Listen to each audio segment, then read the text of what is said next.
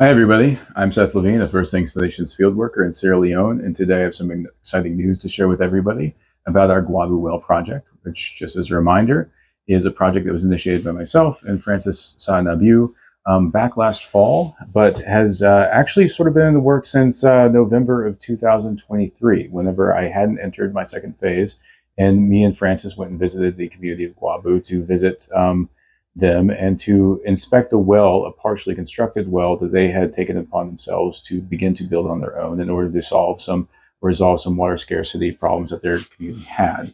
Now, my exciting news is that we have raised $3,060, the necessary amount, in order to finish construction on this well. It comes with a bit of a caveat, and that is that I am going to be leaving Sierra Leone in late April, and it took a little while for us to actually process many of these donations. I think I received all the pledges necessary in order to actually finish fundraising for this well back about a month and a half ago, but money moves fairly slowly. And we're also currently having some issues moving money to Sierra Leone. That's been a problem for us for about the past year, and we're still trying to figure out why it's so hard to move larger sums of money to our bank accounts here. I think that will hopefully be solved by the end of the summer. So what's going to end up happening is we're actually going to hold off implementing this project until next September, whenever our future field worker, or like one of our current field workers here who's still in this first phase, moves into phase two.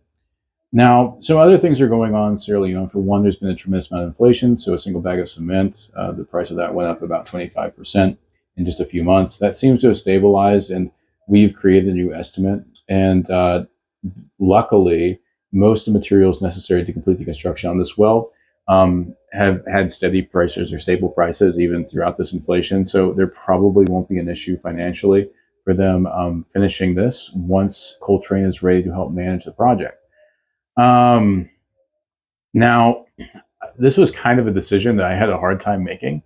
For one, because the community of Nguabu's cistern had actually dried up a couple months ago, and they were in dire need of a new source of water because they were having to walk about a quarter of a mile to a stream in order to collect it, and they were having to boil it and do various things to make sure that it wouldn't cause any type of illness. And we were hoping to actually start construction back then, but just again, money's moved slowly.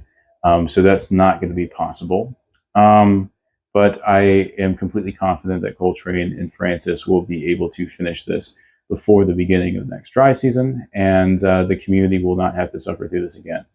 Some good news, I guess a bit of a silver lining, because this has affected other projects, is the rainy season came early this year.